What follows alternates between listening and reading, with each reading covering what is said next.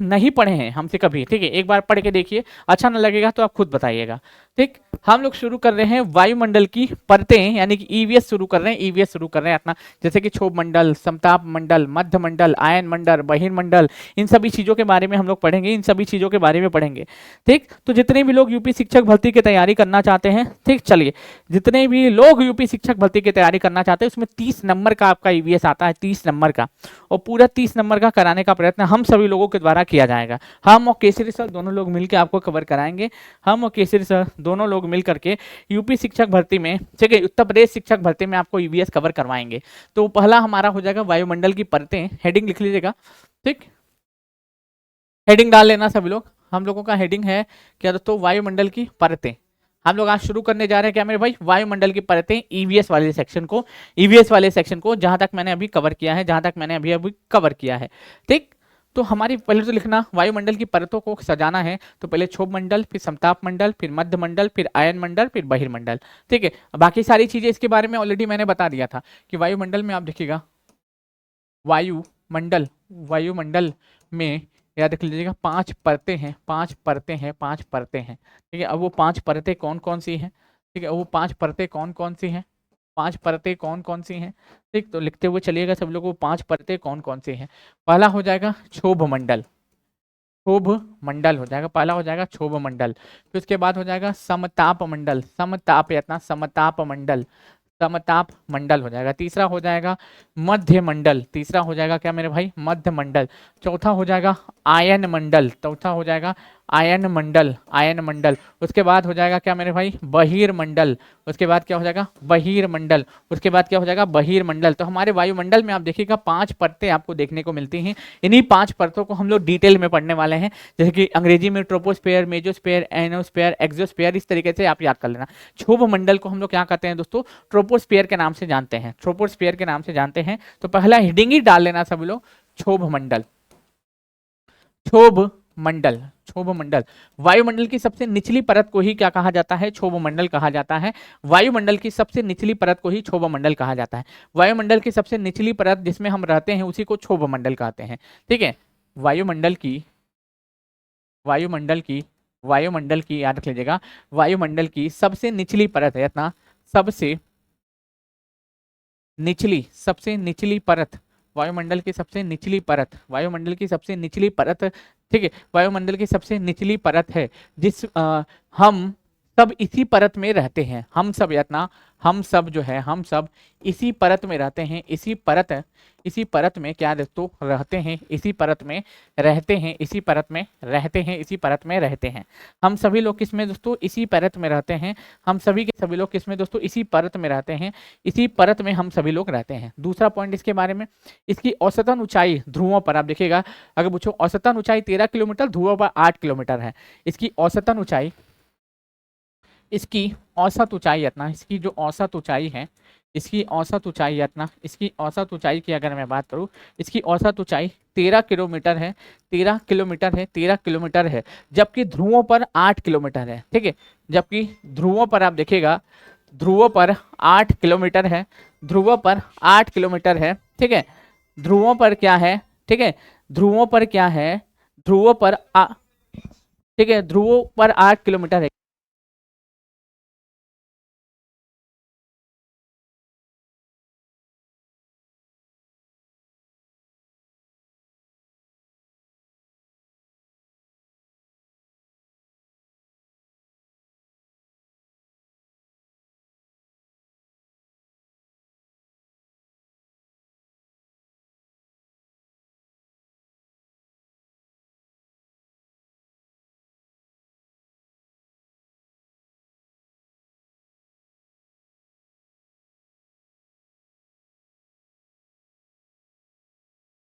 की औसतन ऊंचाई याद रख लीजिएगा, ध्रुवों पर इसकी औसतन ऊंचाई आप देखिएगा कितने हो जाएगा दोस्तों। वायुमंडल की सबसे निचली परत है क्षोभ मंडल, इसकी औसत ऊंचाई 13 किलोमीटर है और ध्रुवों पर 8 किलोमीटर है, ध्रुव पर 8 किलोमीटर है और भूमध्य रेखा से 18 किलोमीटर है। जो भूमध्य रेखा होती है ना, ये देखिएगा, ये जो भूमध्य रेखा आप देख रहे हैं, इस भूमध्य रेखा से, भूमध्य इतना, भूमध्य रेखा, भूमध्य रेखा से कितना किलोमीटर है? 8 किलोमीटर है, 8 किलोमीटर है। भूमध्य रेखा से कितना है मेरे भाई? 8 किलोमीटर है। तो तीन चीजें इसके बारे में आपको याद रखना। पहला, इसकी औसत ऊंचाई कितनी? 13 किलोमीटर है। ध्रुवों पर 8 किलोमीटर है। ध्रुवों पर 8 किलोमीटर है। और जो हमारा विषुवत रेखा है, भूमध्य रेखा है, इस पे 18 किलोमीटर ऊंचाई है।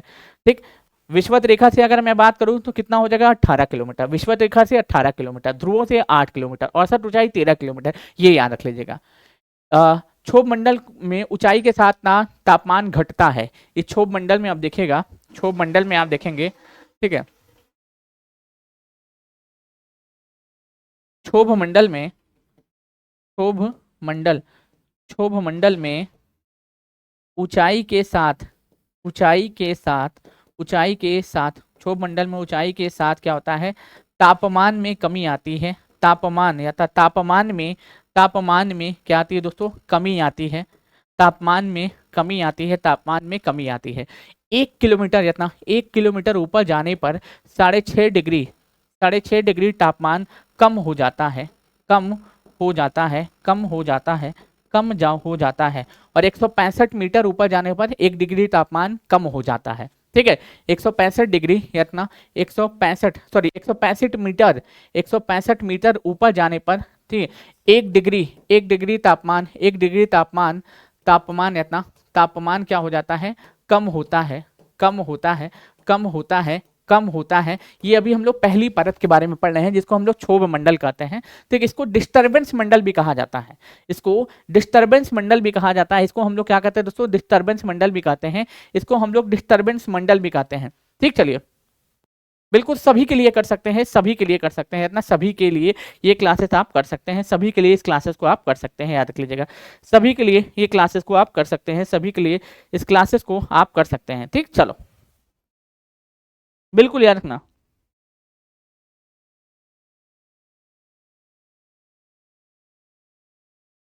एकदम सही, सही बात है, इतना सभी के लिए इस क्लासेस को आप कर सकते हैं, सभी के लिए इस क्लासेस को कर सकते हैं, याद रख लीजिएगा। ठीक है, सभी के लिए इस क्लासेस को आप कर सकते हैं, इतना सभी लोग इस क्लासेस को कर सकते हैं।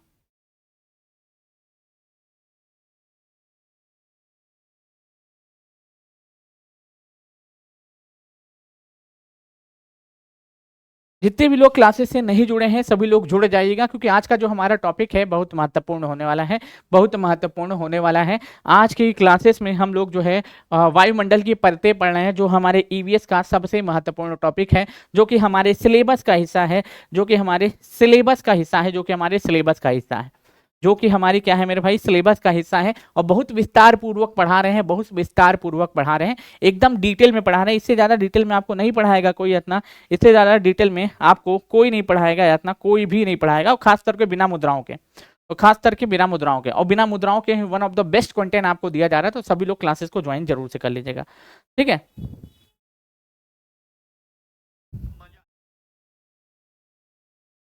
हम्म,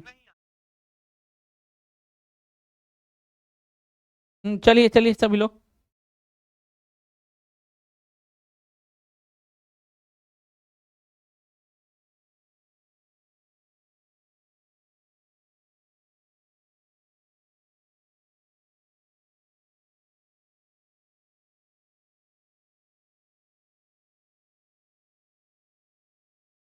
चल रहे हैं ना? आगे बढ़े हम लोग, आगे बढ़े हम लोग, एकदम आगे बढ़ते हैं, एकदम आगे बढ़ते हैं, सोचना नहीं है, एकदम सोचना नहीं है। ठीक है, कभी पढ़ लेना, फिर उसके बाद कहिएगा कि सर कैसा पढ़ाते हैं, कैसा नहीं पढ़ाते हैं। देखो, सामान्य हास्य दर, मैंने अभी जस्ट से सामान्य हास्य दर आपको बताया। ठीक है, सामान्य हास्य दर के बारे में बताया कि 165 मीटर ऊपर जाने पे 1 डिग्री तापमान कम हो जाता है। 1 डिग्री तापमान क्या हो जाता है मेरे भाई? कम हो जाता है। 1 डिग्री तापमान जो होता है वो क्या हो जाता है? कम हो जाता है। और वायुमंडल में सर्वाधिक घनत्व इसी परत में पाया जाता है। पूछा जाता है वायुमंडल में सर्वाधिक घनत्व इतना, वायुमंडल, जो वायुमंडल होता है, वायुमंडल में सर्वाधिक घनत्व इतना, सर्वाधिक इतना, सर्वाधिक घनत्व की अगर मैं बात करूं, सर्वाधिक घनत्व इसी मंडल में पाया जाता है, इसी मंडल में पाया जाता है, इसी मंडल में पाया जाता है, इसी मंडल में पाया जाता है, इसी मंडल में पाया जाता है। इस डिस्टर्बेंस मंडल भी इसे कहा जाता है, कि जितनी भी मौसमी घटनाएं होती है ना, सब इसी परत में होती है। वायुमंडल में सर्वाधिक घनत्व इसी मंडल में पाया जाता है, और इसे जो है अब इसे क्या कहा जाता है, डिस्टर्बेंस मंडल कहा जाता है। और वायुमंडल की सभी मौसमी घटनाएं इसी परत में होती रहता है। वायुमंडल की सभी मौसमी घटनाएं यातना वायुमंडल की सभी मौसमी घटनाएं, सभी मौसमी सभी मौसमी जो घटनाएं हैं, सभी मौसमी घटनाएं जो होती हैं, सभी मौसमी घटनाएं इसी मंडल में होती है, इसी मंडल में होती है, इसी मंडल में होती है। वायुमंडल की जो सभी मौसमी घटनाएं होती हैं वो किस मंडल में होती है मेरे भाई, इसी मंडल में होती है, इसी मंडल में होती है। ये आपका रहा क्षोभ मंडल, ये रहा आपका क्या दोस्तों, क्षोभ मंडल। जैसे कि वो मौसमी घटनाएं क्या है, जैसे कि कुहासा बनना, धुआं, चक्रवात, सुनामी, मेघ गर्जन, पर इसीलिए इसे परिवर्तन मंडल भी कहा जाता है। इसीलिए देखो इस मंडल में आप देखिएगा क्या होता है दोस्तों, इस मंडल में वर्षा, ठीक है, बर्फ गिरना यातना, वर्षा होना या फिर बर्फ गिरना हो गया, वर्षा होना हो गया, कुहासा हो गया, धुआं हो गया, कुहासा हो गया, उसके साथ साथ धुआं हो गया, कुहासा हो गया, उसके साथ साथ धुआं हो गया, उसके साथ साथ चक्रवात हो गया, सुनामी हो गया, मेघ हो गया, चक्रवात हो गया, सुनामी हो गया, सुनामी हो गया, मेघ हो गया, सुनामी हो गया, मेघ हो गया। उसके साथ साथ आप देखिएगा क्या हो जाएगा दोस्तों, इसके गर्जन होता है, गर्जन जो होता है सब इसी मंडल में होता है। इसीलिए इसे परिवर्तन मंडल भी कहा जाता है, इसीलिए इसे परिवर्तन मंडल भी कहते हैं, इसीलिए इसे परिवर्तन मंडल भी कहा जाता है, इसीलिए इसे परिवर्तन मंडल भी कहा जाता है।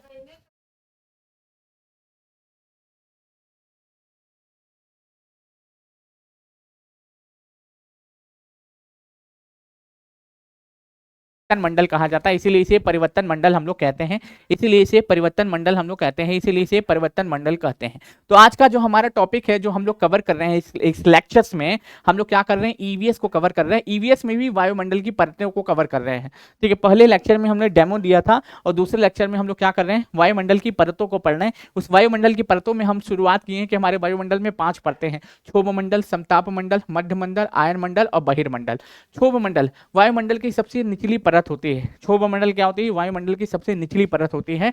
इसकी औसत ऊंचाई 13 किलोमीटर होती है, ध्रुवों पर 8 किलोमीटर होती है और भूमध्य रेखा से इसकी ऊंचाई 18 किलोमीटर होती है, ठीक है। इसमें ऊंचाई के साथ साथ तापमान में कमी आती है, मतलब कि 1 किलोमीटर ऊपर जाने पर 6.5 डिग्री तापमान कम हो जाता है। दूसरा पॉइंट यहाँ पे देखिएगा, 165 मीटर ऊपर जाने पर 1 डिग्री तापमान कम हो जाता है, 1 डिग्री तापमान कम हो जाता है। वो किस मंडल में होता है, क्षोभ मंडल में होता है, ठीक है। वायुमंडल में सर्वाधिक घनत्व इसी मंडल में पाया जाता है और जितनी भी मौसमी घटनाएं होती हैं सब इसी मंडल में होती हैं, जैसे कि बर्फ गिरना, कुहासा, चक्रवात, सुनामी, मेघ गर्जन, सब कहाँ पे, इसी क्षोभ मंडल में ही होता है, इसी क्षोभ मंडल में आपका होता है, इसी क्षोभ मंडल में आपका होता है, इसी क्षोभ मंडल में होता है। नोट डाउन कर लेना सारे लोग, ठीक है, ये नोट डाउन कर लीजिएगा, जितने भी लोग देख रहे हैं क्लासेस को नोट डाउन कर लीजिएगा। मैं बोलता हूं ना एक बात, देखो जब तक हम जो है श्योर नहीं रहते हैं, जब तक हम उसको अच्छे से किसी चीज को पढ़ नहीं लेते हैं, तब तक हम नहीं पढ़ाते हैं, भरोसा करो, ठीक है। इससे बेहतरीन क्वालिटी आपको नहीं मिलने वाला है कहीं पे भी, क्योंकि हम पढ़ाते हैं, ठीक है। हम जो हवाबाजी नहीं करते हैं कि ये डायलॉग मार दिए, वो डायलॉग मार दिए, ये सब हमसे ना हो पाएगा भाई, ये सब हमसे ना हो पाएगा, डायलॉग बाजी हमसे ना होता है, हमसे केवल पढ़ाना हो पाता है, हम वही करेंगे, ठीक। चलो अगला मंडल लिखिएगा समताप मंडल, सेकंड मंडल लिखिएगा समताप मंडल। अगला मंडल सभी लोग नोट डाउन करेंगे, जिस मंडल का नाम हो जाएगा वायुमंडल की क्षोभ मंडल की ऊपरी परत, दूसरी परत जिसको हम लोग समताप मंडल कहते हैं, ठीक है। इसकी ऊंचाई जो है 18 से 50 किलोमीटर तक होती है, इसकी ऊंचाई 50 किलोमीटर तक होती है। इसकी ऊंचाई जो है, इसकी ऊंचाई की अगर मैं बात करूं, इसकी ऊंचाई अगर पूछे तो 18 से 50 किलोमीटर तक होती है, 18 से 50 किलोमीटर तक होती है, ठीक है। और इतना 20 किलोमीटर की ऊंचाई पर 20 किलोमीटर की ऊंचाई तक ताप स्थिर तथा उसके बाद तापमान में वृद्धि होती है। 20 किलोमीटर इसमें जो है ना, इस मंडल में आप देखें 20 किलोमीटर की ऊंचाई तक तापमान जो होता है, 20 किलोमीटर की ऊंचाई तक तापमान क्या रहता है दोस्तों, स्थिर रहता है, तापमान स्थिर रहता है।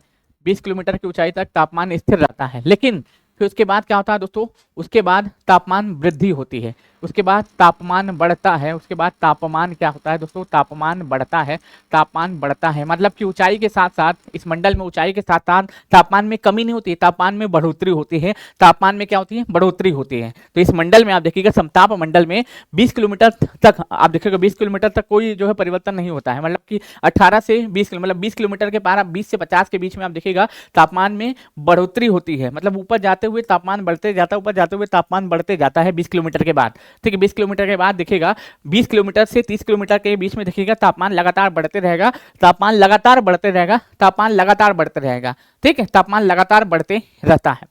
पृथ्वी में लगभग 90% ओजोन इसी समताप मंडल में केंद्रित है। पूछा जाता है ना कभी कभी कि भैया कि समताप मंडल जो है वो किस अगर पूछे ओजोन की परत किस मंडल में पाई जाती है, तो समताप मंडल में ही पाई जाती है। ओजोन की परत अगर पूछे किस मंडल में पाई जाती है, इसी समताप मंडल में पाए जाते हैं। यानी कि पृथ्वी का लगभग 90% ओजोन, पृथ्वी का लगभग 90% ओजोन, 90% जो ओजोन है, 90% जो ओजोन है, ये सब हम लोग यूपीएससी की तैयारी के दौरान पढ़ा करते थे। जो अभी आपको आपका एक्सपीरियंस शेयर कर रहा हूँ, जो हर एक चीज आपके सामने लेके आ जाता हूँ। तो इस पृथ्वी के लगभग 90% ओजोन, पृथ्वी का लगभग 90% ओजोन इसी देखें इसी समताप मंडल में केंद्रित है। इसी समताप मंडल, इसी इतना समताप इतना समताप समताप मंडल, इसी समताप मंडल में इतना केंद्रित है, केंद्रित है इतना केंद्रित है इतना केंद्रित है, केंद्रित है इसी समताप मंडल में केंद्रित है, इसी समताप मंडल में केंद्रित है। ओजोन की परत, ठीक है, अब पूछो कि ओजोन परत 20 से 25 किलोमीटर की ऊंचाई पर पाई जाती है। पूछा जाता है जो ओजोन की परत होती है,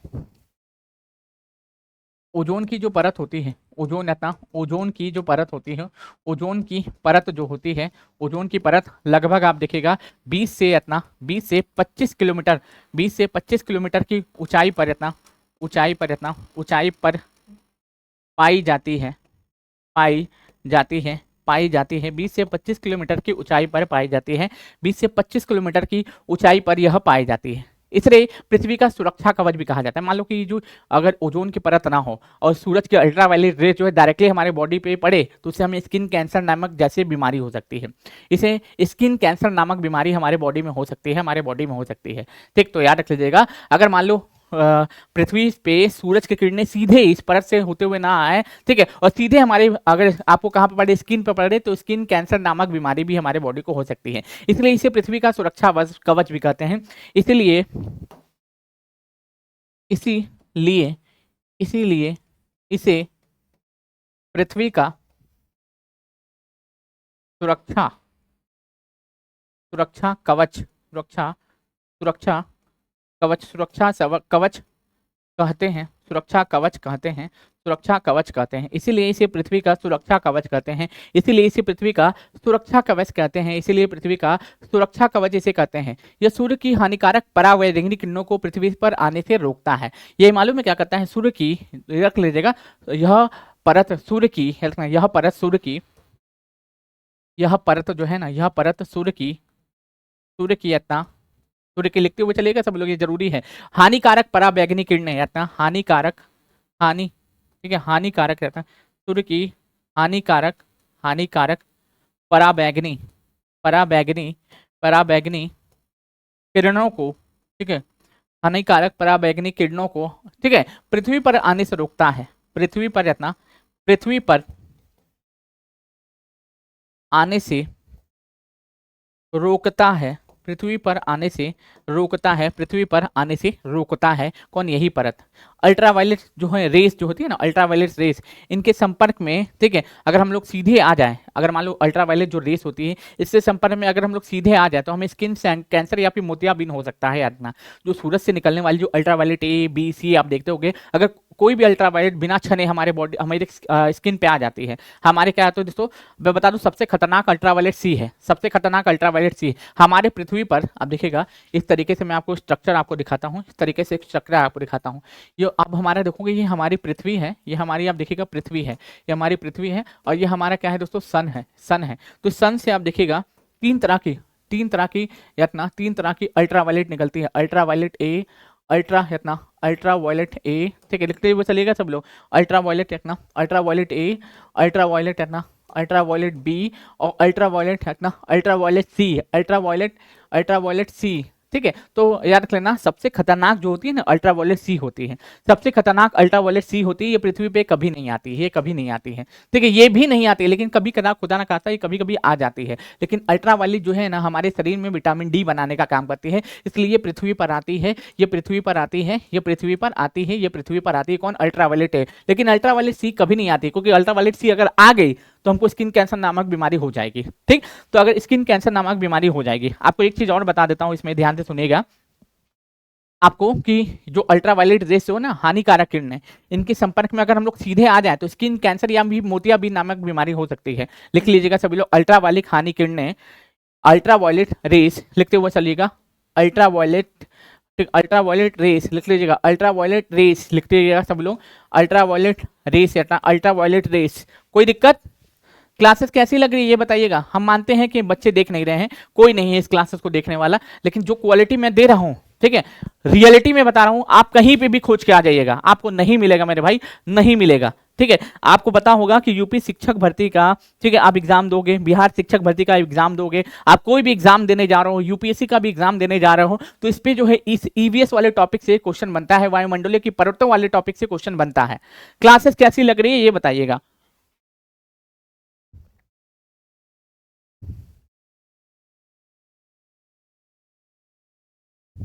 बिल्कुल, कई लोगों को लगता है कि जो होता है ना कि रियलिटी में बात यही है कि जब बिना मुद्राओं के अगर अच्छा कुछ दे दिया जाए, लेकिन लोगों को हजम नहीं होता, लोगों को हजम नहीं होता है।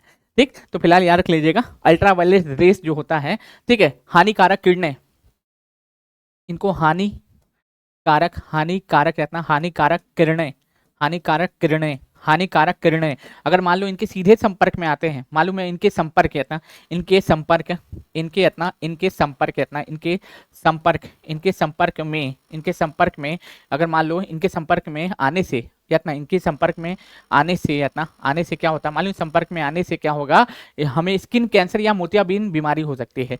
स्किन कैंसर यत्ना, स्किन यत्ना, skin cancer, skin cancer, skin cancer, skin cancer या फिर मोतियाबिंद, मोतिया मोतियाबिंद या मोतियाबिंद नामक बीमारी हो सकती है, बीमारी हो सकती है अगर इनके सीधे संपर्क में हम लोग आ जाते हैं तब। अल्ट्रावायलेट साहब क्या करती है मालूम? अल्ट्रावायलेट 3 क्या करती है, सुनिएगा मेरे बात को। अल्ट्रावायलेट 3 किसमें? O2 में तब्दील होकर क्या किया जाता है? ऑक्सीजन का निर्माण करता है। अल्ट्रावायलेट रे जो होता है ना O3 में, क्या O3 को किसमें? ऑक्सीजन में प्लस ओ में ऑक्सीजन का निर्माण करता है। फिलहाल ये याद रख लीजिएगा, हमारे पृथ्वी पे कौन आती है? अल्ट्रावायलेट ए आती है, हमारे पृथ्वी पे अल्ट्रावायलेट ए आती है, और सबसे खतरनाक अल्ट्रावायलेट सी होती है। सबसे खतरनाक आप देखिएगा तो सबसे जो खतरनाक होती है, सबसे खतरनाक, सबसे खतरनाक, सबसे खतरनाक अगर पूछे कौन होता है दोस्तों, अल्ट्रावायलेट इतना, अल्ट्रावायलेट सी होता है, अल्ट्रावायलेट सी होता है, सबसे खतरनाक अल्ट्रावायलेट सी होता है। ठीक है, ओजोन की मोटाई को हम लोग डॉप्सन में मापते हैं। पूछा जाता है कि ओजोन जो होता है ना, ओजोन या तो ओजोन की, ओजोन लिखते हुए चलिएगा सब लोग, ओजोन, ओजोन की मोटाई को, मोटाई को हम लोग किस में मापते हैं दोस्तों? डॉप्सन में मापते हैं। किसमें दोस्तों? डॉप्सन में मापते हैं, डॉप्सन में मापते हैं। और इसकी जो सुगंध होती है ना, इसकी जो सुगंध आप देखिएगा, इसकी जो सुगंध होती है सड़ी मछली की तरह होती है, सड़ी मछली की तरह, सड़ी मछली की तरह क्या होती है? इसकी सुगंध होती है, सड़ी मछली की तरह इसकी क्या होती है मेरे भाई? सुगंध होती है, इसकी सुगंध होती है, याद रख लीजिएगा। ठीक है, ओजोन की मोटाई को हम लोग डॉप्सन में मापते हैं, डॉप्सन में मापते हैं, डॉप्सन में मापते हैं, याद रखना। ओजोन की मात्रा 20 डॉप्सन इकाइयों को नीचे गिरती है, और जो छिद्र की शुरुआत दे सकता है। तो ओजोन की परत, यानी कि ओजोन की परत छिद्र सर्वप्रथम अंटार्कटिका महाद्वीप में दक्षिणी ध्रुव पे देखा गया था। ये देखिएगा, हमारी जो पृथ्वी है, इस पृथ्वी में यहाँ पे देखिएगा अंटार्कटिका महाद्वीप है, यहीं पे अंटार्कटिका, यहीं पे क्या है दोस्तों? अंटार्कटिका, यहीं पे आप देखिएगा क्या है दोस्तों? अंटार्कटिका, अंटार्कटिका जो है यहीं पे देखोगे आपको क्या देखने को मिलता है? यहीं पे ओजोन की परत पाई जाती है, यहीं पे क्या पाया जाता है दोस्तों? अंटार्कटिका महाद्वीप। ठीक है, अंटार्कटिका महाद्वीप जो है, अंटार्कटिका जो महाद्वीप है, अंटार्कटिका जो महाद्वीप है, इसके दक्षिणी ध्रुव पर यतना, इस दक्षिणी ध्रुव पर लिख लीजिएगा, लिख सकते हैं दक्षिणी ध्रुव पर देखा गया था। दक्षिणी ध्रुव, दक्षिणी ध्रुव पर, दक्षिणी ध्रुव पर देखा गया था, देखा गया था, देखा गया था, देखा गया था, देखा गया था। ठीक है, देखा गया था, देखा गया था, देखा गया था, क्या किया गया था मेरे भाई, देखा गया था, ये बात आप याद रख लीजिएगा, देखा गया गया था। तो अंटार्कटिका जो है,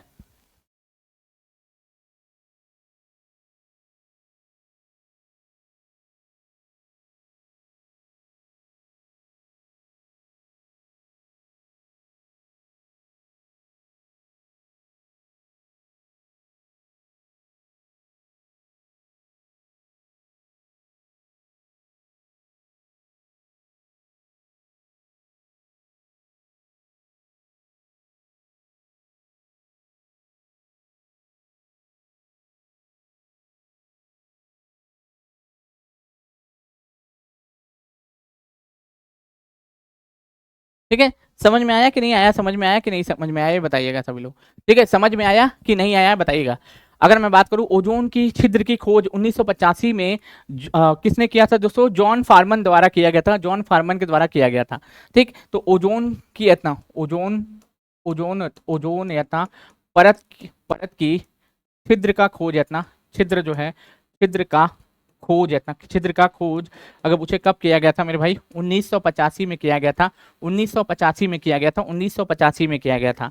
और वैज्ञानिक का नाम याद रख लीजिएगा, अगर पूछे कि वैज्ञानिक का नाम क्या रहता है तो याद रखें फार्मन द्वारा किया जाता है। किसके द्वारा, फार्मन के द्वारा किया जाता है। किसके द्वारा, फार्मन द्वारा किया जाता है। किसके द्वारा, फार्मन के द्वारा किया जाता है। कि हम देखोगे दक्षिणी ध्रुव में आप देखिएगा अंटार्कटिका महाद्वीप है, वहीं पे ओजोन की परत के छिद्र है, ओजोन का छिद्र हमको देखने को मिलता है। इसकी खोज 1985 में किसके द्वारा, फार्मन के द्वारा की जाती है, फार्मन के द्वारा की जाती है।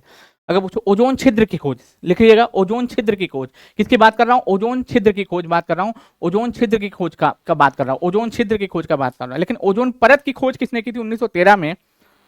ओजोन परत अगर पूछे कि ओजोन परत की खोज, ओजोन परत की जो खोज है, ओजोन परत की खोज अगर पूछे ये किसके द्वारा की जाती है, तो ओजोन परत की खोज 1913 में फेबरी चार्ल्स के, और लिखते हुए चलिएगा 1913 में खोज की जाती है, 1913 में खोज की जाती है। और कौन करता है मेरे भाई, 1913 में इसकी खोज की जाती है फेबरी चार्ल्स, लिखते हुए चलिएगा February Charles, February Charles plus, लिखिए हुए फेबरी चार्ल्स और, लिखते हुए चलिएगा सभी लोग। ठीक है, फेबरी चार्ल्स और हेनरी बुसोन द्वारा की जाती है। किसके द्वारा, हेनरी, हेनरी यतना, हेनरी याद रख लीजिएगा, हेनरी बुसोन के द्वारा की जाती है। हेनरी बुसोन, हेनरी बुसोन द्वारा, हेनरी बुसोन द्वारा की जाती है, हेनरी बुसोन द्वारा की जाती है, हेनरी बुसोन द्वारा की जाती है। ठीक, तो इसका नोट सभी लोगों ने बनाया है कि नहीं बनाया है, ठीक है, इसको बना लीजिएगा एज इट इज, इसको सेम टू सेम बना लीजिएगा। ठीक, चलिए अब देखो ओजोन की परत में जो छिद्र है उसका कारण क्या है, सीएफसी, क्लोरोफ्लोरोकार्बन, हाइड्रोक्लोरोकार्बन, यही समझना है, इसके लिए जिम्मेदार है अपना ओजोन की परत के छिद्र के लिए। सीएफसी है, एचएफसी है, ये सब क्या है, इसके लिए जिम्मेदार है ओजोन की परत के छिद्र के लिए ना, ओजोन की परत के छिद्र के लिए। मैंने आपको बताया था ओजोन के बारे में कि अल्ट्रावायलेट, 3 तरह की अल्ट्रावायलेट होती है, ultraviolet A, ultraviolet B, ultraviolet C. Ultraviolet C पृथ्वी पे कभी नहीं आती है, जिस दिन ये आ गया पृथ्वी से जीवन समाप्त हो जाएगा। अल्ट्रावायलेट बी कभी कभी आ जाती है, लेकिन हाँ अल्ट्रावायलेट हमेशा आती है, ये हमारे लिए विटामिन डी बनाने का काम करती है। ठीक है, विटामिन डी बनाने का काम करती है कौन, अल्ट्रावायलेट है। इसके बारे में हमने आपको अभी थोड़ी देर पहले बताया था और समझाया भी था। ठीक, अच्छा एक चीज और याद रख लीजिएगा, पूछा जाता है विश्व ओजोन दिवस कब मनाते हैं, इसी में आपसे पूछ लिया जाता है कि विश्व ओजोन दिवस, विश्व ओजोन दिवस की बात करूं, विश्व ओजोन दिवस कब मनाते हैं, ये 16 सितंबर को मनाते हैं। कब मनाते हैं, 16 सितंबर को मनाते हैं, 16 सितंबर को मनाते हैं।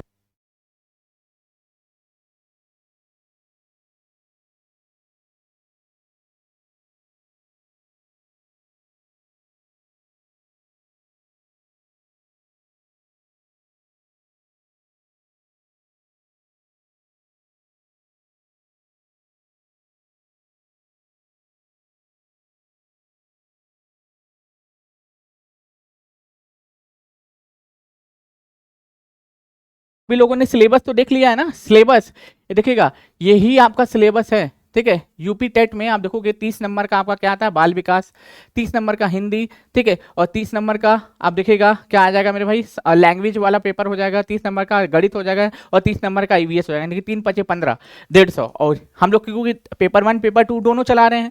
अब देखिए पेपर 2 में आप देखिएगा 60 नंबर का सामाजिक विज्ञान है या तो गणित है। अगर मान लो जो गणित में एक्सपर्ट होगा वो गणित लेगा, जो सामाजिक विज्ञान होगा उसमें तो हिस्ट्री पॉलिटी पूरा एसएसटी आ जाता है।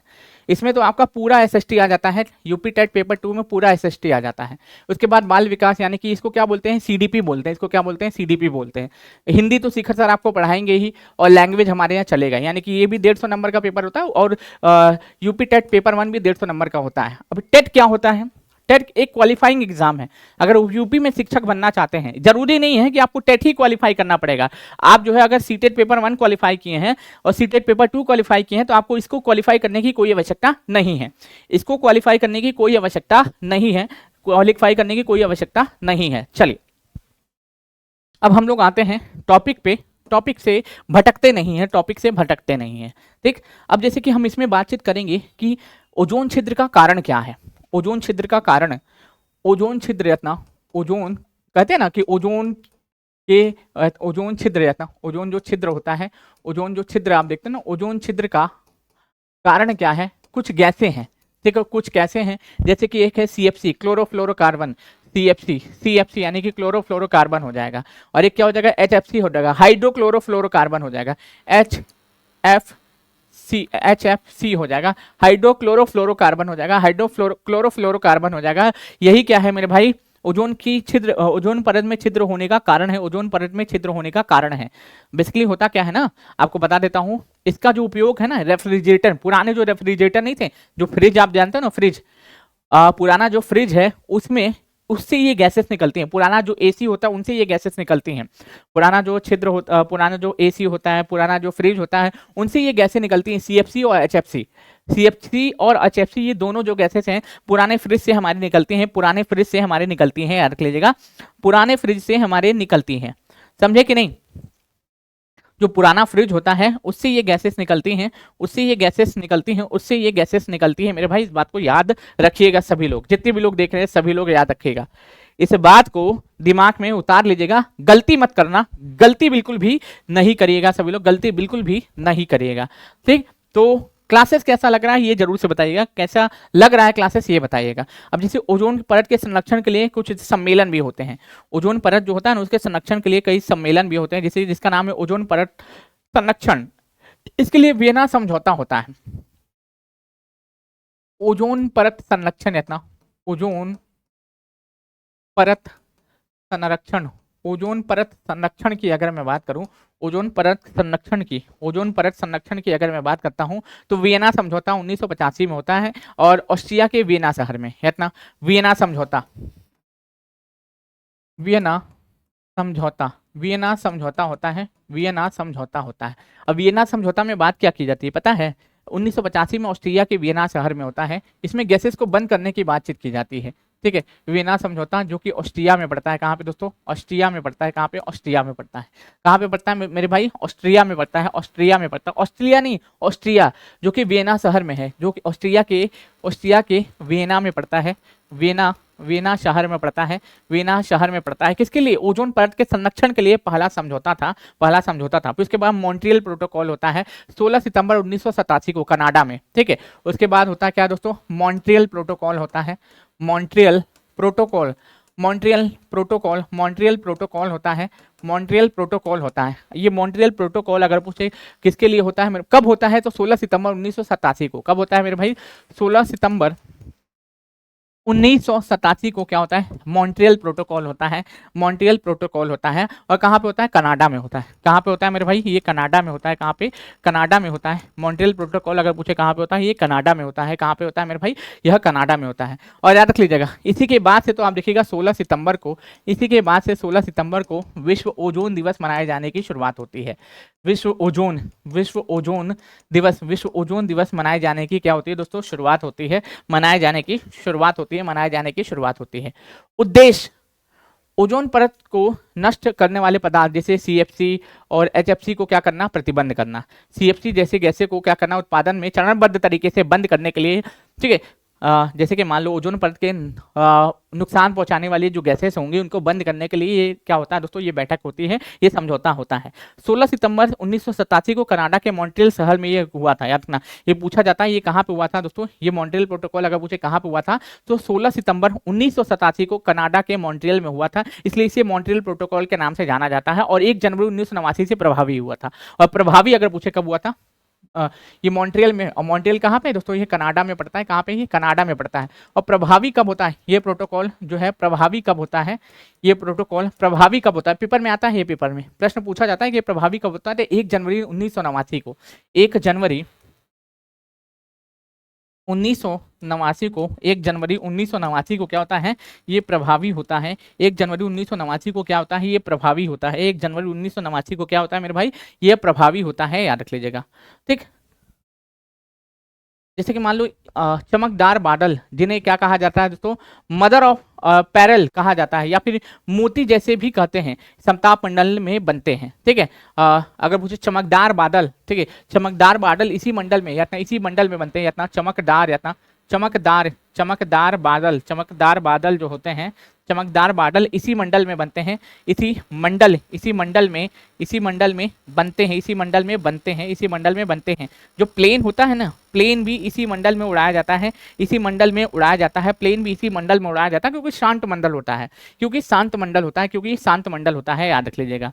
समताप मंडल में सभी मौसमों घटनाओं से मुक्त होता है, इसलिए इसमें वायु जो है, वायुयान जो है उड़ान भरते हैं। इसमें वायुयान जो है क्या भरते हैं मेरे भाई, उड़ान भरते हैं। इसमें वायुयान क्या भरते हैं, उड़ान भरते हैं, उड़ान भरते हैं, उड़ान भरते हैं। अब अगला मंडल लिखिएगा, अगला मंडल हो जाएगा मध्य मंडल। अगला मंडल हो जाएगा दोस्तों मध्य मंडल। अगला मंडल हो जाएगा क्या दोस्तों, मध्य मंडल हो जाएगा, मध्य मंडल।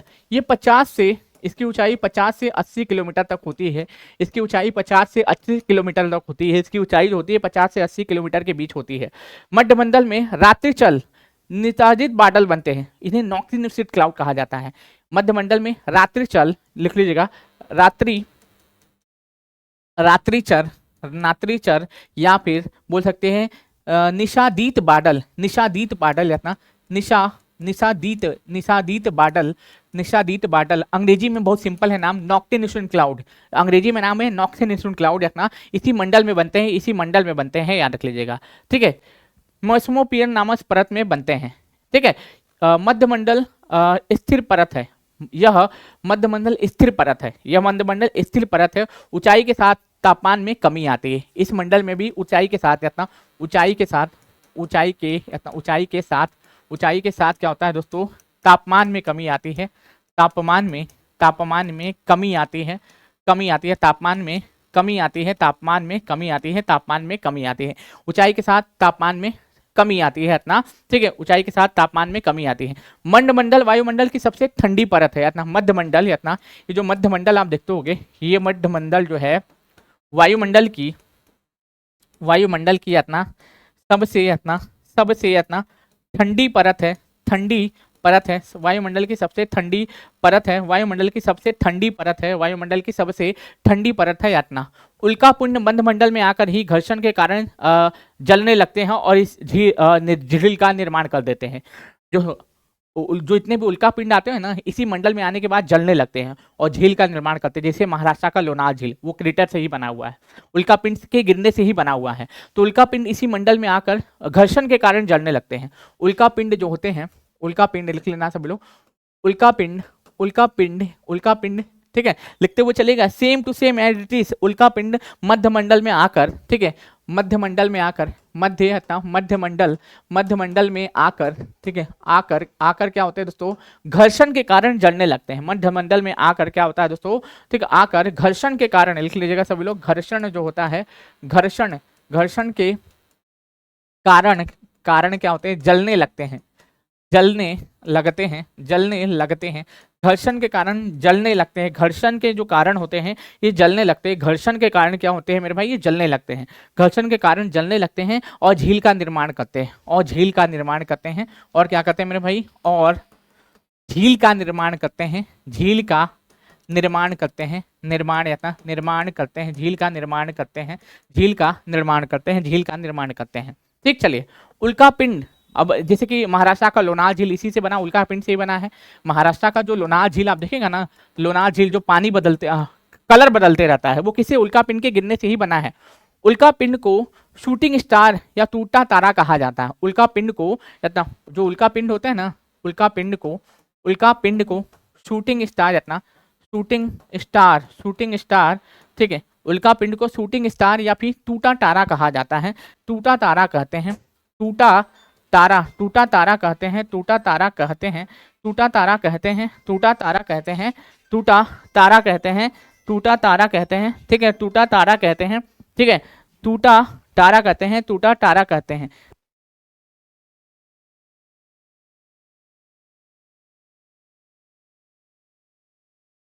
ठीक है, मध्यमंडल उसके बाद लिखेगा, उसके बाद आयन मंडल या फिर ताप मंडल। ठीक है, अच्छा, क्षोभ मंडल, संताप मंडल, मध्य मंडल, आयन मंडल या फिर ब्राह्य मंडल भी कहा जाता है। अच्छा, ये हो गया मध्य मंडल। मध्य मंडल के बाद चौथा लिखेगा ताप मंडल। चौथा लिखेगा दोस्तों, चौथा लिखेगा ताप मंडल, चौथा लिखेगा ताप मंडल, या फिर इसे आप देखिएगा ब्राह्य मंडल भी कहा जाता है। ठीक है, ब्राह्य मंडल भी कहा जाता है, ताप मंडल या फिर ब्राह्य मंडल भी कहा जाता है।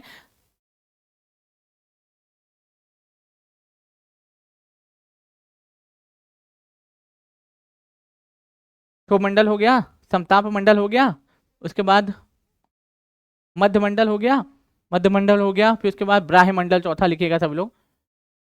ब्राह्य मंडल या फिर बाह्य मंडल, ब्राह्य मंडल या फिर बाह्य मंडल या फिर इसे आयन मंडल कहा जाता है। क्षोभ मंडल, संताप मंडल, आयन मंडल, क्षोभ मंडल, संताप मंडल, मध्य मंडल, आयन मंडल, इसको ब्राह्य मंडल, ठीक है, इसको क्या कहा जाता है दोस्तों, ब्राह्य मंडल लिख लीजिए सभी लोग, चलिएगा सब लोग, ब्राह्य मंडल या ब्राह्य मंडल, ब्राह्य मंडल, ब्राह्य मंडल या फिर आयन मंडल, आयन मंडल, आयन मंडल, इन कई नामों से जाना जाता है, इन्हीं कई नामों से इसको जाना जाता है, किसको, ताप मंडल को। इसमें होता क्या, ऊंचाई के, इसकी ऊंचाई 640 किलोमीटर तक होती है। इसकी ऊंचाई देखिएगा, इसकी जो ऊंचाई होती है, इसकी ऊंचाई जो है कितने किलोमीटर का होती है दोस्तों, 640 किलोमीटर तक होती है। इसकी ऊंचाई 640 किलोमीटर तक होती है, 640 किलोमीटर तक इसकी ऊंचाई होती है, 640 किलोमीटर तक क्या होती है, इसकी ऊंचाई होती है, याद रख लीजिएगा। इसके निचले भाग को आयन मंडल कहा जाता है। इसी के निचले भाग को, निचले भाग को क्या कहते हैं दोस्तों, आयन मंडल कहते हैं, आयन मंडल। इसी के निचले भाग को क्या कहते हैं दोस्तों, आयन मंडल कहते हैं। इसी के निचले भाग को हम लोग क्या कहते हैं मेरे भाई, आयन मंडल कहते हैं। ये वायुमंडल की सबसे गर्म परत है। यह वायुमंडल की सबसे गर्म परत है, सबसे गर्म परत है। ये वायुमंडल की सबसे गर्म परत है। और आयन मंडल, जिसे रेडियो तरंगे परावर्तन होता है, इतने आयन मंडल से रेडियो तरंगों का परावर्तन होता है। ठीक है, आयन मंडल से ठीक है, रेडियो तरंगों का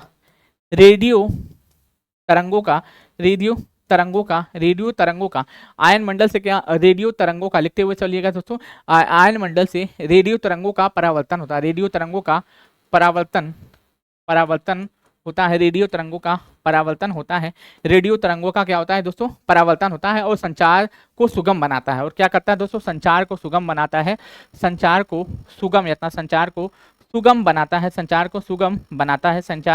बनाता है। कौन, ये मंडल, जिसको हम लोग ब्राह्य मंडल या फिर आयन मंडल के नाम से जानते हैं, ब्राह्य मंडल या फिर जिसे हम लोग आयन मंडल के नाम से हम लोग जानते हैं। ठीक है, जो उपग्रह होते हैं ना, इसी परत में स्थापित किए जाते हैं। जो हमारा उपग्रह भेजा जाता है इसरो के द्वारा, ठीक है, या फिर किसी भी देश के द्वारा, उपग्रह इसी मंडल में स्थापित किए जाते हैं। उपग्रह इसी मंडल में क्या किया जाता है दोस्तों, संचार के लिए स्थापित किया जाता है, संचार के लिए स्थापित किया जाता है, संचार के लिए इसी मंडल में स्थापित किया जाता है, अंतिम मंडल लिखिएगा, फिर आज का टॉपिक खत्म हो जाएगा।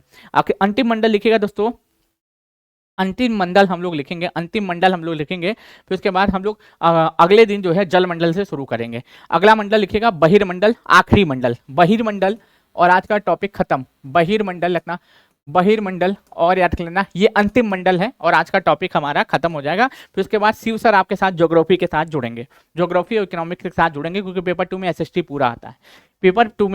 पूरा आता है, बस इसीलिए याद रख लीजिएगा। इसकी हाइट 640 से 1000 किलोमीटर तक होती है। इसकी हाइट जो होती है 640 से 1000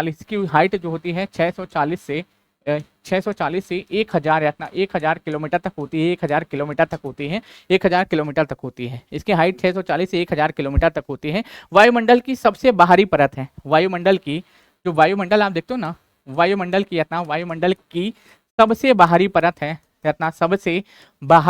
सबसे बाहरी परत है, वायुमंडल की सबसे बाहरी परत है, सबसे बाहरी परत है, वायुमंडल की सबसे बाहरी परत है, याद रख लेना, ये वायुमंडल की सबसे बाहरी परत है, ठीक है, बाहरी परत है। इस परत में वायु का सबसे कम घनत्व होता है। इस परत में, जाहिर सी बात है, खुला अंतरिक्ष हो जाएगा, इस परत में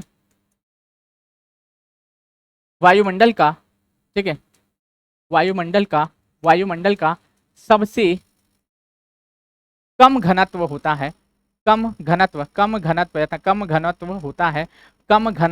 है, कम घनत्व होता है। इस परत में वायुमंडल का सबसे कम घनत्व होता है, सबसे कम घनत्व होता है, सबसे कम घनत्व होता है, सबसे कम घनत्व होता है, सबसे कम घनत्व होता है। ठीक, इसी परत में हाइड्रोजन और हीलियम की अधिकता है। इसी परत में आप देखिएगा, इसी परत में याद रख लीजिएगा, हाइड्रोजन, ठीक है, हाइड्रोजन प्लस हीलियम की क्या है दोस्तों, अधिकता है, अधिकता है, हाइड्रोजन और हीलियम की अधिकता है। हमारा ये टॉपिक जो है वायुमंडल खत्म हुआ, वायुमंडल खत्म हुआ। पूरा वायुमंडल हम लोगों ने कंप्लीट कर लिया। दूसरा टॉपिक था, पहले में हम लोगों ने ईवीएस में हमने पढ़ा था कि ईवीएस होता क्या है, क्या क्या उसमें पैमाने हैं, क्या क्या परतें होती है, क्या क्या इंट्रोडक्शन पढ़ा था। और दूसरे में हम लोगों ने एक टॉपिक खत्म किया है, वायुमंडल की परतें। ठीक है, दूसरे में हम लोगों ने एक टॉपिक खत्म किया है, वायुमंडल की परतें। ठीक है, अब हम लोग अगले क्लासेस में अगला टॉपिक लेके आएंगे।